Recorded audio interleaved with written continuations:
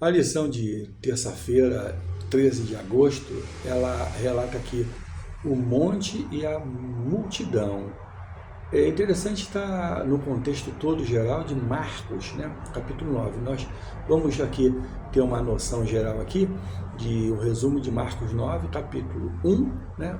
Capítulo 9, verso 1 a verso 13, né? E o que Pedro, Tiago e João viram com Jesus, né? Aqui mostra aqui a transfiguração ali de Jesus, Elias e Moisés. Interessante, né? Marcos 9:1. Logo no início, Jesus predisse que alguns dos que estavam com ele não passariam pela morte antes de verem chegado o reino de Deus. E as pessoas confundem tanto, fazem tanta confusão teológica. Gente, leia o contexto todo que vocês vão ver que esse é simples. Ali mostra a transfiguração ali. Eles estavam ali presentes. E eles iam ver ali o reino de Deus, que é uma transfiguração. Jesus foi sacrificado, morreu, ressuscitou, né? E eles viram o poder do reino de Deus, né? Ali foi uma miniatura, né, da glória de Deus. E eles presenciaram isso. Nada mais do que isso. As pessoas confundem tanto essa passagem. Isso se cumpriu alguns dias depois, quando Jesus revelou a Pedro, né, Tiago e João, sozinhos em um alto monte. Lá ele foi transfigurado diante deles na glória do reino celestial. A explicação está ali no contexto todo, né? Moisés e Elias vieram do céu, né? E para conversar com Jesus. Lucas observou que eles falavam sobre a partida, né? Em grego, né? Ali está explicadinho, né? A partida de quem? De Jesus, que ele estava prestes a realizar em Jerusalém. Está contido ali em Lucas, doutor Lucas, médico de formação, fala no capítulo 9, verso 30 e 31.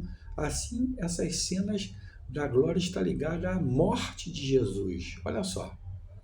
Se cumpriu ali em Marcos 9:9. Isso daria esperança aos discípulos quando Cristo fosse crucificado.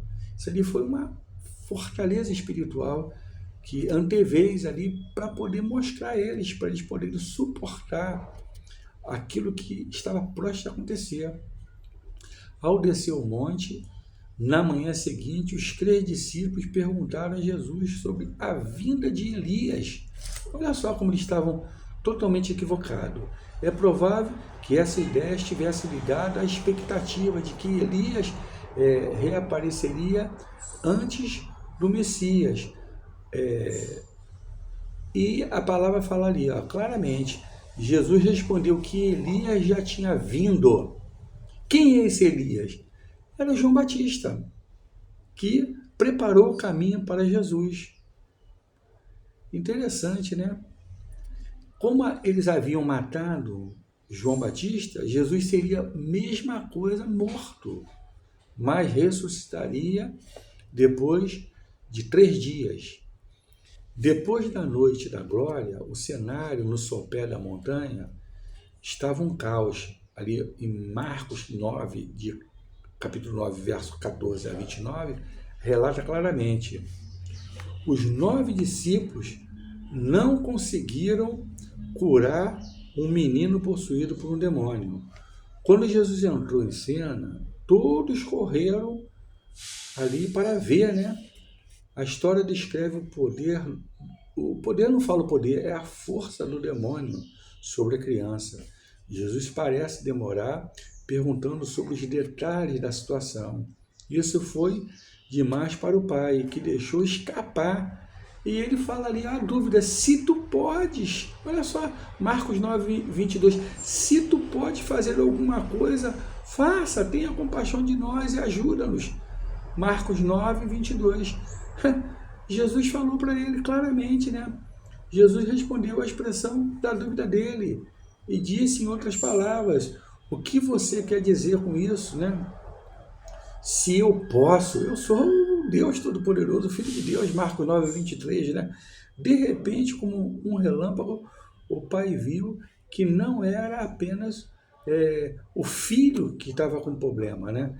Ele próprio tinha um problema da incredulidade. Se ele era incrédulo, como é que ele poderia pedir alguma coisa a Deus e Deus atender? Ele tinha que ter fé, pela fé que acontecem os milagres, né? E ele sentiu que aquela incredulidade podia atrapalhar a cura do filho. E ele parou, pensou, caiu em si, né? E desesperado se lançou e pediu a Jesus com a frase memorável, né? Eu creio, Senhor. Me perdoe. Ajuda a minha falta de fé. Marcos 9:24. Então Jesus efetuou a cura ali, imediatamente. Temos que ter a chave, a senha. Crer. Se a gente crê, tudo é possível. Se a gente não crê, não vai acontecer nada. Nem as nossas orações serão atendidas se nós não crermos. Então, aqui mostra essa passagem exaltando a fé da criança. Aquele que crê. Jesus falou muito isso, né? Se tu pedir com fé, vai acontecer. Esse é o objetivo da mensagem de hoje. Amém.